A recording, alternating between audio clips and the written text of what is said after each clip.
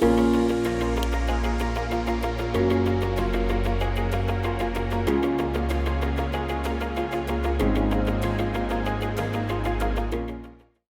everybody. Welcome back once again to the Winning Digital Customers podcast.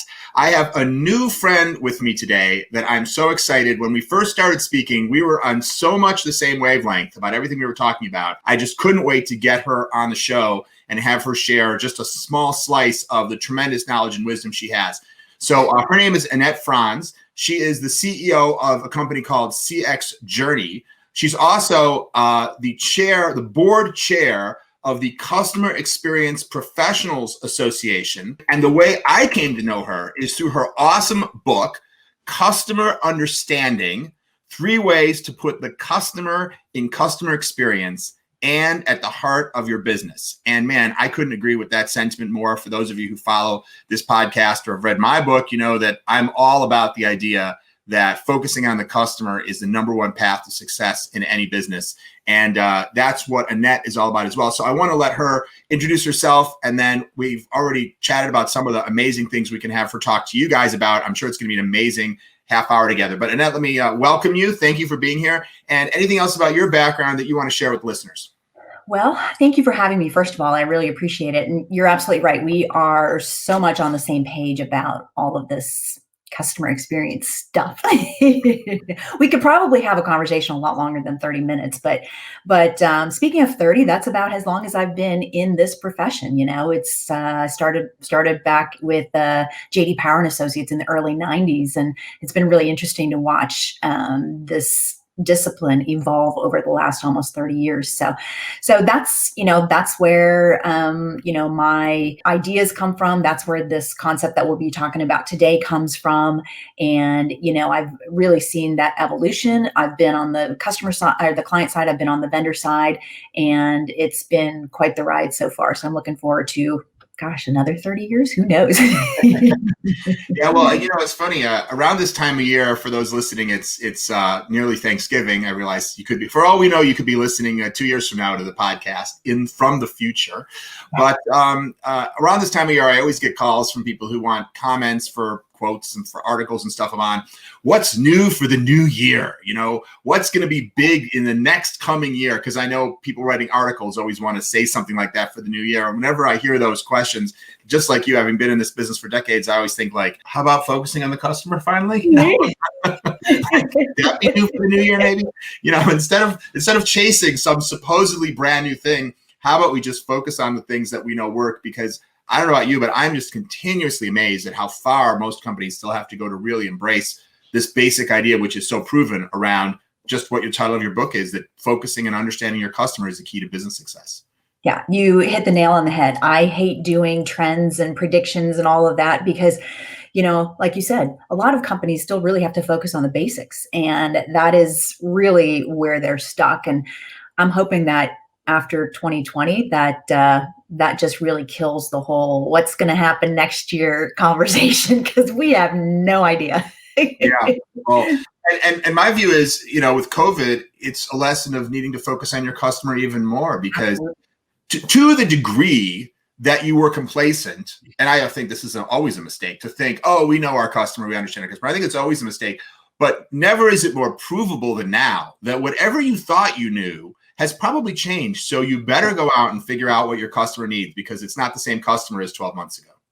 Absolutely. One of the things that we've seen this year is that the CX profession and the CX folks are really sort of the golden children of the organization, right? Because they've got the answers, they've got the customer insights, and that's what executives want to know. Why are they hoarding toilet paper? What's going on? What are their needs, and what can we do to keep them coming back? And so that's huge this year. So I'm hoping that is one trend that sticks well into the future. Well, I love the sound of that, and I hope that's right. So often I feel like the CX people are more like the Cassandra character in mythology. They have that knowledge, but somehow it's hard to get anyone to take action on it. Yeah, agreed.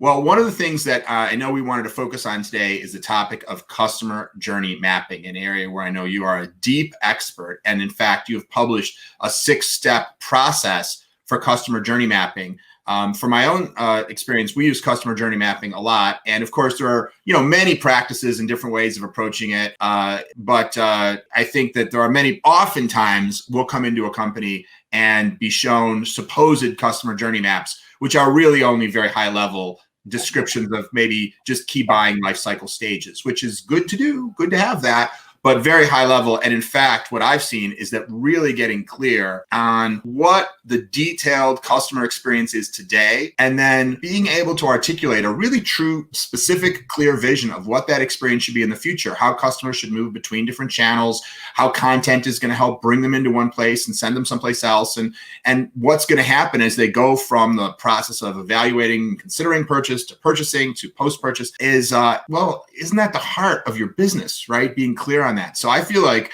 this is a blueprint for business more so than a budget or more so than a business strategy that says our goal is to expand into this, geography. Those are all good too, but like this to me, this is like the how.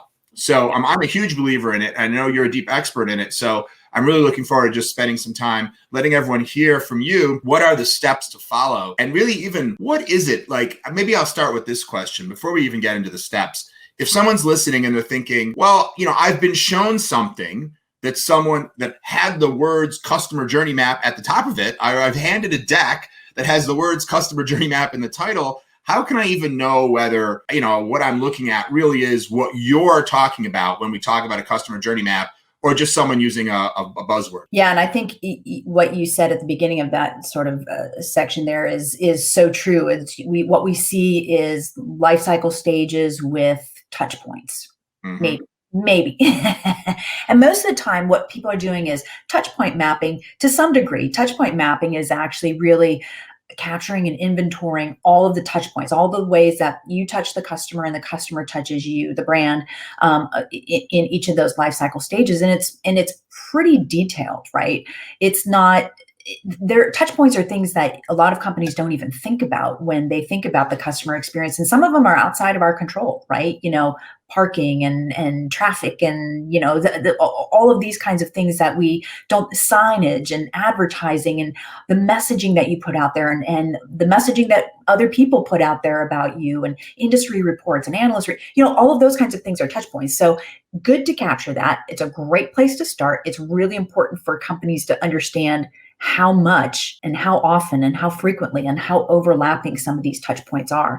But if you want to know if you're truly journey mapping, then there are three main components of that map: what the customer is doing, what the customer is thinking, and what the customer is feeling. And if the map doesn't have those things, then you're not journey mapping, right? It's really important that you capture those things, because if you're just doing a touch point map, it doesn't capture any of those things, right? It captures touch points, and that's it. Mm-hmm, mm-hmm. And when we talk about journey mapping and you say what the customer is doing, what they are thinking, it sounds like you're describing like sort of the current journey mapping. Can you just maybe give your point of view on journey mapping as a tool to document what is and how that contrasts to journey mapping as a tool to document a potential future? Yeah, absolutely. We have to start with the current state. We have to start with, I like to say, you can't transform something you don't understand, right? You want to map the current state first because you want to understand what's going well and what isn't, for two reasons. Number one, you want to keep doing the things that are going well, right?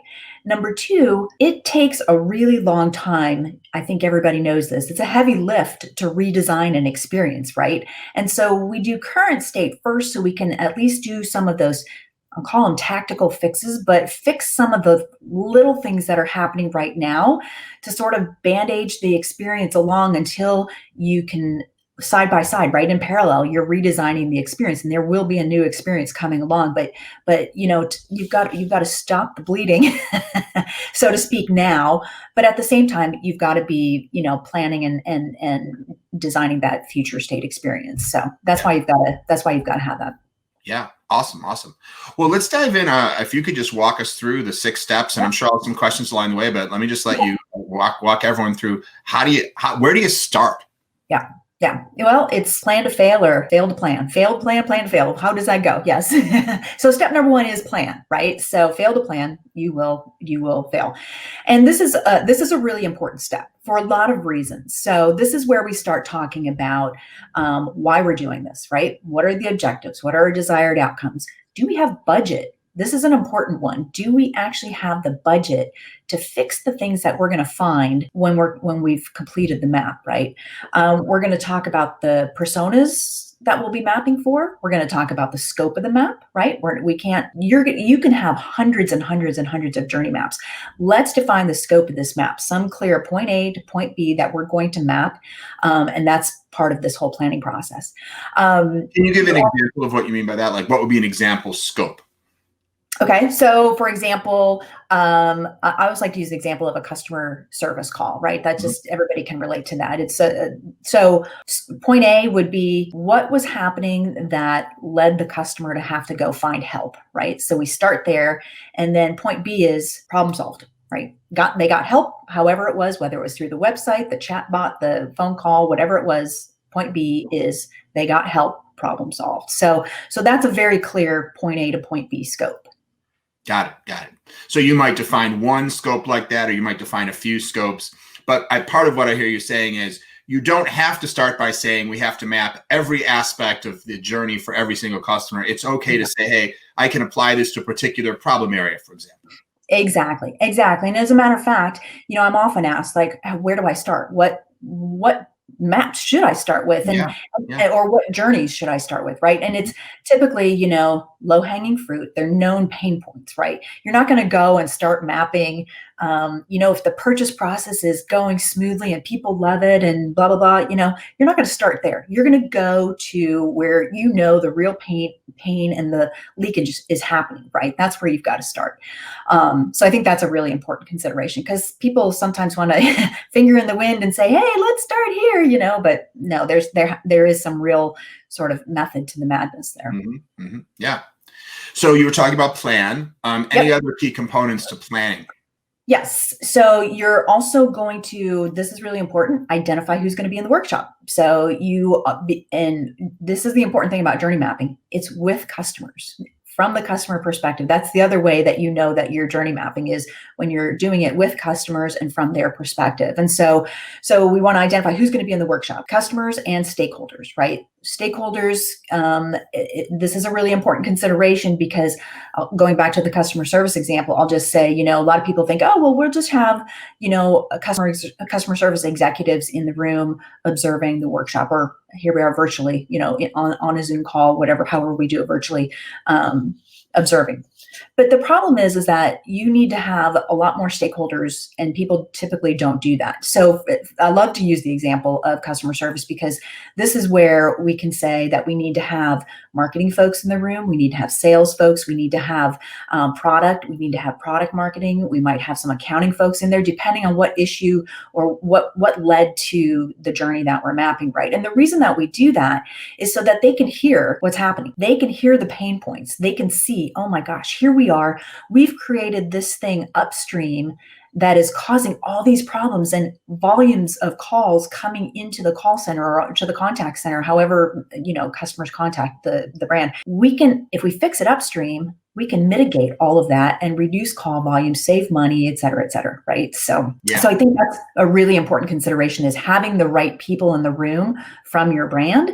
And then the customers are going to be representative of the personas that you've selected to map for. Great. Now, you mentioned workshops, so I don't want to get ahead of your process, so we can wait on this if it comes later, but I'd love to understand, because I think there are some people who use a customer journey mapping approach, which is almost all done in workshops. Yep. There are others that don't use workshops. They do customer journey mappings other ways. And obviously there are some approaches that use some combination. So I'm curious, do you have a preferred ratio, and what are the pros and cons of workshops as a tool in the broader customer journey mapping process? Yeah, and that's a good segue from step one to step two. The last thing that I was going to mention in step one is we may be doing customer interviews in step one as well. And sometimes some folks use those customer interviews to create their maps. But you have to, again, the interviews have to be done properly so that you can create the maps from what the customers have told you.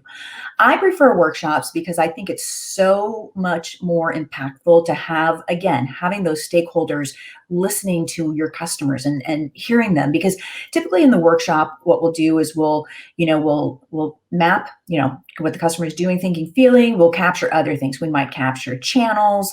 We might capture a timeline. There are a lot of other things that you can capture on the map itself. And for the stakeholders to sit in the room and see that is really where the rubber meets the road, right? I have been in so many workshops where folks just sit there and go, wow, we make our customers do that? What, I cannot tell you how many times I've heard that, right? Yeah. I've seen CEOs sit in and automatically give their CMO or their CX folks the green light to move forward with, yes, whatever you need to do, let's do it. Let's fix this. I can't listen to this anymore. Stop. Sometimes I think, that old movie, A Clockwork Orange? Yeah. You make the guy sit there with the things holding his eyes open, and they make him watch. I can't even remember what they're making him watch. Violence, I think, to make him, but it's like, make someone see it, and then all of a sudden, it's amazing how you can change their perception. Absolutely. It's insane. I love to tell this story about, have several clients actually in the construction industry, but, this is pardon the gender or whatever, but this is a manly man. Obviously, there's women in this industry too, but this is a manly man industry. And it just so happens to be that every time we mapped with customers of theirs, they were all men in the room. And my client contact was a guy. And so I'm telling him, here's how we're going to map. We're going to map what the customer is doing, thinking, and feeling. And as soon as I said feeling, he was like, oh, no, we don't. We don't do emotions around here, right? But I made them do feeling in pink Post-it notes. So, but as soon as they saw what their customers wrote on those pink Post-it notes, it was like they make us feel like they don't care. It's frustrating. It's hopeless. It's this. Words like that are just so powerful for these folks to hear straight from their customers, right? So that's why I love to do workshops, both either virtually or in person. It's same impact. Yeah, no, that makes great sense. And I agree, getting that voice of the customer in there is super valuable. Yeah. So what's step two? I have some more questions. I'm guessing they're coming. Yeah. So step two is that workshop.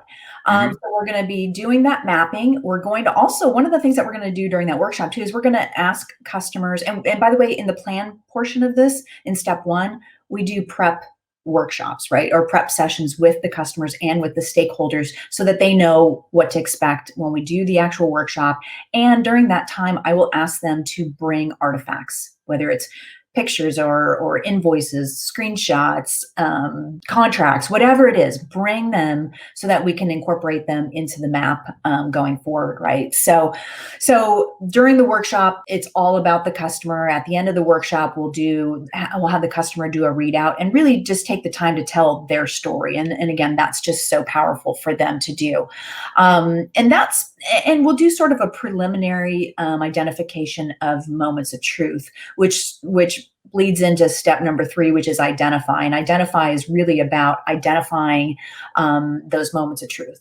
Moments of truth aren't technically identified by the map. They're identified by the data that we bring into the map. And I'm a huge advocate, a huge proponent of you've got to bring data into the map. So that also means at the end of step 2, we're going to digitize after the workshop is done, or we can do it during the workshop, but we're going to digitize those maps so that we can bring data into them and connect them with our VOC data, some of our CRM data, maybe even some, financial metrics and those kinds of things to really bring the map to life so that we can analyze, so we can prioritize and to identify those key moments of truth.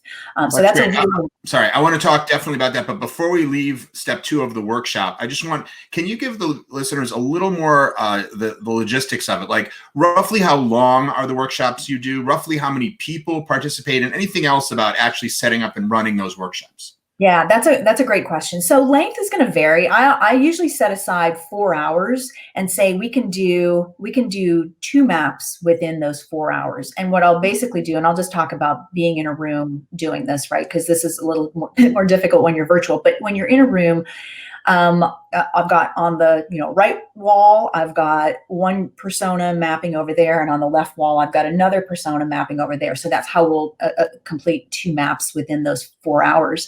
And it's typically 6 to 8 people from each persona, right? So, ultimately you could have, if you're doing 2 maps, 2 different personas, you could have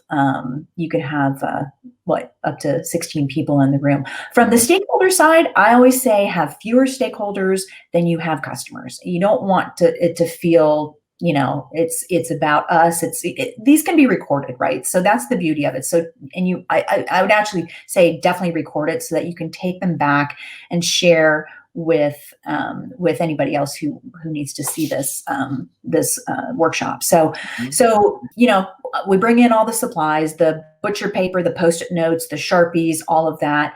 We bring in snacks, we take a break here and there, but we typically start with, introductions and laying the groundwork, or laying the foundation, the rules and rules of engagement and all of that. Mm-hmm. And then we dive in and we get started. And on the B2B side, when I'm mapping with B2B and we're in person, I like to do it in the afternoon, because then, we're done like at 5:30, and then we go and we have a little happy hour it just brings everybody together, and we can talk about, what we just did and how fun it was, or we can talk about other things. It doesn't matter. But that's always been sort of a fun way to wrap up some of the B2B workshops for sure. Yeah, that makes great sense. And how do you find the customers, and how do you select the customers that you want to participate? So again, personas, that's where we start, right? We start with the personas, and the client will identify customers who are personas. Now, on the B2B side, a lot of times what we'll do is we use them also as sort of relationship building tools, so that a customer, the client says, well, I've got these accounts where I know that we're having some issues, and let's go and do some journey mapping. It's really going to help, because if we solve the issues here with this account, we're going to solve it for a lot of other people as well. And that's what I've seen happen. I've seen some really interesting new processes and new ideas come along that have really redesigned the experience then ultimately for everybody, right? It's a relationship building session for a particular account, but ultimately it helps everybody in the end once they redesign the experience. Great. I'm torn because I have more to ask about workshops, but I know we have 4 more parts to go through, so we better move forward. Okay. I'm sure there's more in your book on this topic than we have time to get to here. So let's talk about step 3, which I think you said was about the moments of truth and the analysis. Yep. I think we pretty much talked a lot about that one. It is about identifying the moments of truth. It's about conducting root cause analysis to identify really what is happening here, right? Why are we seeing what's breaking down, and how do we fix it? Because again, remember, here we are in the current state still, and we want to fix some of those sort of immediate tactical things that we can fix. So it's about identifying the root cause of the issues, and then identifying and assigning owners and deadlines to get those things implemented. And I think that's a really important part of this too, is that, the maps aren't just pretty pictures on the wall. And if we don't go through these steps, the maps can't become the catalyst for change that they're really meant to be. So in step 3, it's all about, bringing in data and identifying key moments of truth, root cause, and then assigning owners to, get stuff done. Yeah. So a couple questions about that. I think most people have probably heard this phrase thrown around, moments of truth, but I wonder, not everyone may have the same sense of what does that really mean? What's your definition of a moment of truth, and how do you know when you see one? So for me, the definition of moment of truth is that make or break moment in the experience where the customer pauses for a moment and says, okay, if this goes really well, I'm going to continue, whether it's continued this interaction, the relationship, whatever it is. And if they make a mess of this moment, I'm done, right? I'm done with this interaction. I'm done with the relationship, whatever. So for me, that's it. And that's why we identified leakage points also on the map. And that's done after not necessarily with the customer, but when we bring the data in, we identified leakage points. So that's where we're really going to find also those moments of truth. From the customer's perspective, in the workshops, what we ask them to do is to highlight the pain points in the journey that they've just mapped, and also things that are going well. And so we'll have green dots and red dots to represent, the good and the bad, right? And so we'll take what they've identified as the bad, and really in the third step in identify, really dig in and find out what is going on there. Why is it so painful for them? Yeah, makes sense. And when you talked about doing root cause analysis, that seems really critical. If you want to fix something instead of just wallow in it. Oh yeah. What are some common root causes, and how do you figure that out? There's this problem, customers waiting in line for too long or whatever. What are some possible reasons for what are the common root causes of the types of customer points of pain you find, and what is the process to actually figure out what those are? Yeah, well, it varies. It really varies because it depends on what the pain point is. But I think the bigger part of that question too is, how do you discover it? So I like to use the 5 whys to do the root cause analysis, but I also like to do, and this will take us into step 4, which is introspect.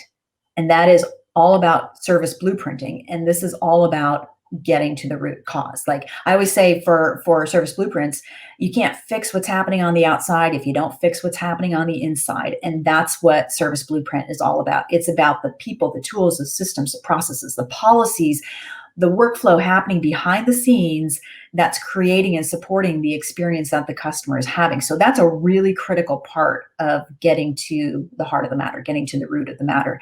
And this is where we bring in, service blueprints are built with stakeholders. It's not an external exercise. It's purely an internal exercise where we bring together a group of employees who are critical to execution of the experience that we've just mapped with customers, and ask them to tell us people, tools, systems, processes, the whole 9 yards, and tell us where it's breaking down for them. Because I think what ends up happening is, it's this employee experience drives customer experience connection here.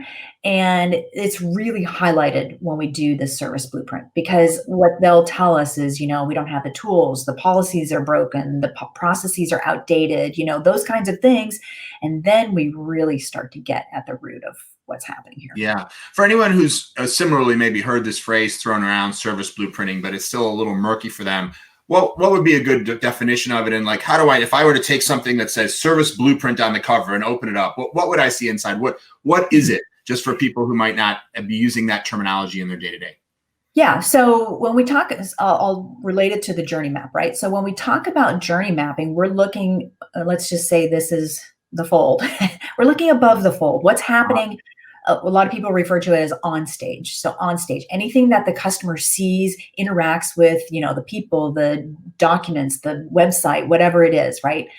The service blueprint goes below the fold, and anything that's happening behind the scenes. Again, the people, the tools, the systems, processes, policies behind the scenes that's creating and facilitating. And so it's sort of this surface to core look at what's happening within the organization. And the way that it actually looks is, so we take, remember I said in a journey map, we map what the customer is doing, thinking, feeling, and then all these other things we might capture as well. We take what the customer is doing as sort of the starting point for the service blueprint.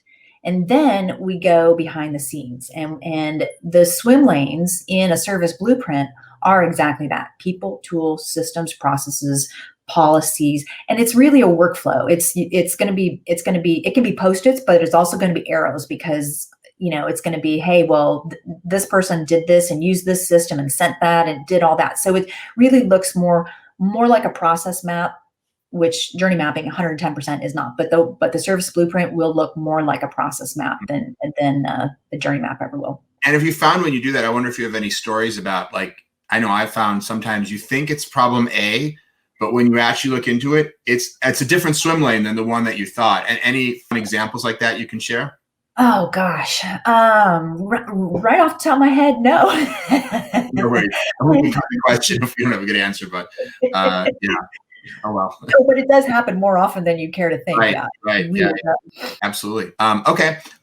Let's keep going. So, Okay. great. Let's move on to, that was step 3 of your 6-step That was 4. process. That was 4. We were really kind of already in step 4, which is service blueprinting then. Yeah. Yes. Actually, let me rewind that. So to take out my little error there. Okay. So that was step 4, service blueprinting. Is that right? Yep, that's right. And then what comes after that?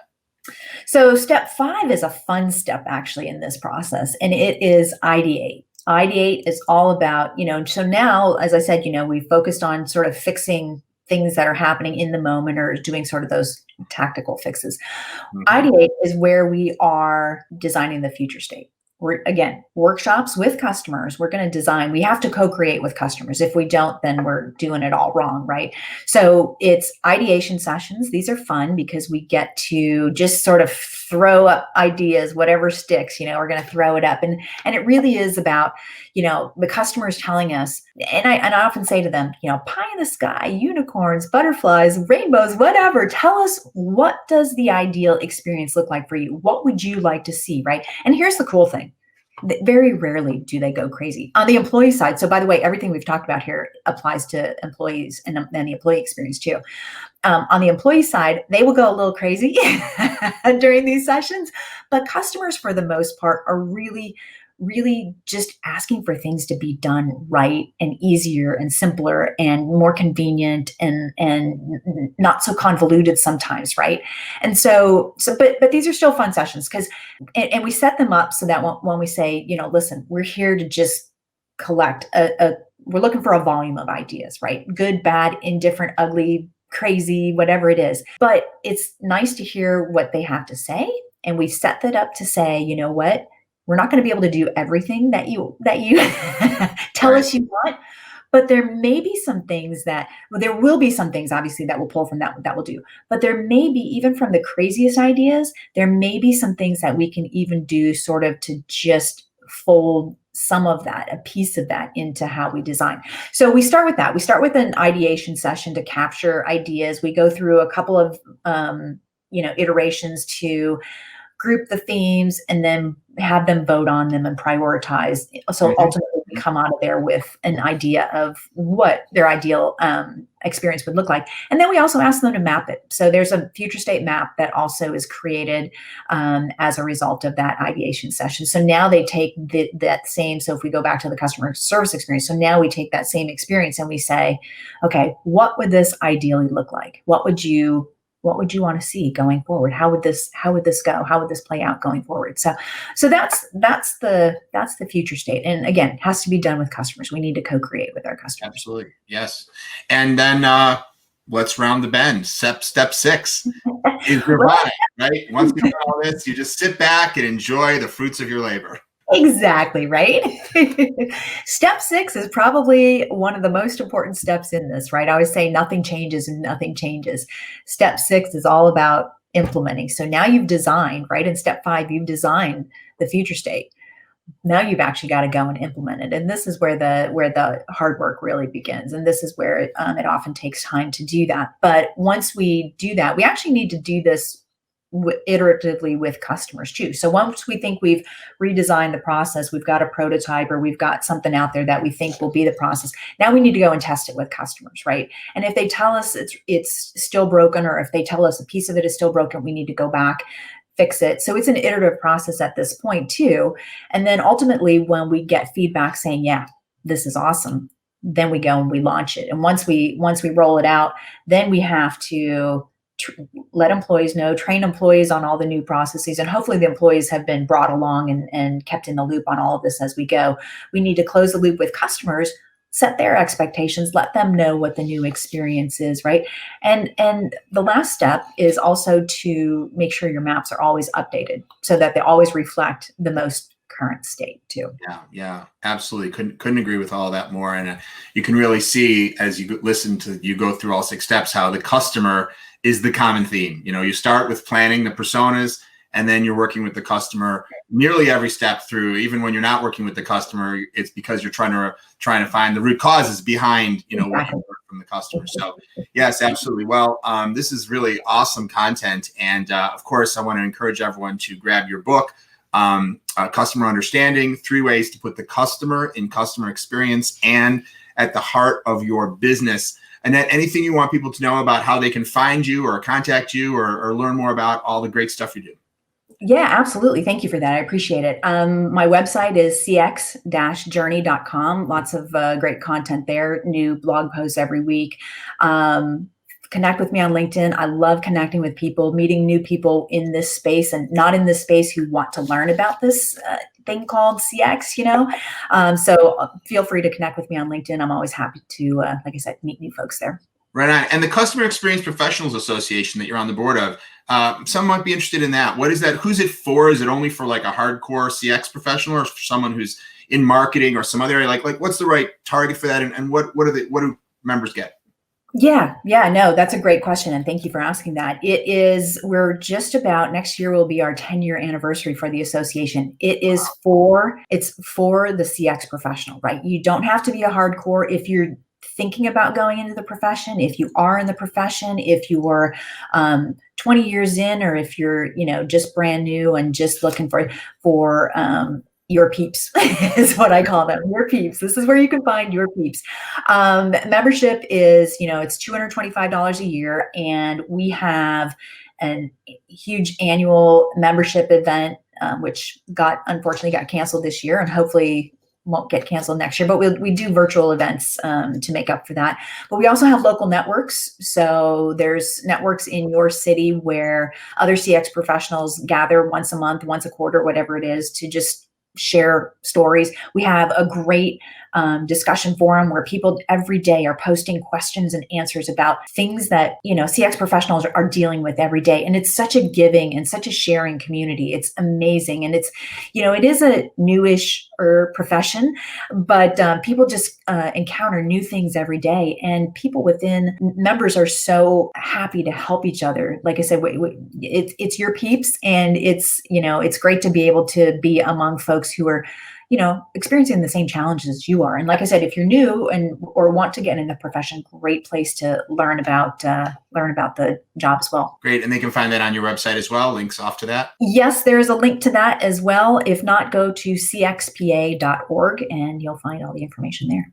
Awesome. All right. Well, a lot of cool stuff. Thanks for joining us so much, Annette. Really appreciate it. Thanks to everyone for listening to this podcast. And as always, you can find all of our other podcasts wherever podcasts are found, on iTunes or Spotify or anywhere else you like to go. So check out all the other great ones we've done, and we have some other cool ones coming up as well. So be sure that you subscribe. Thanks everyone for listening. Have an awesome day.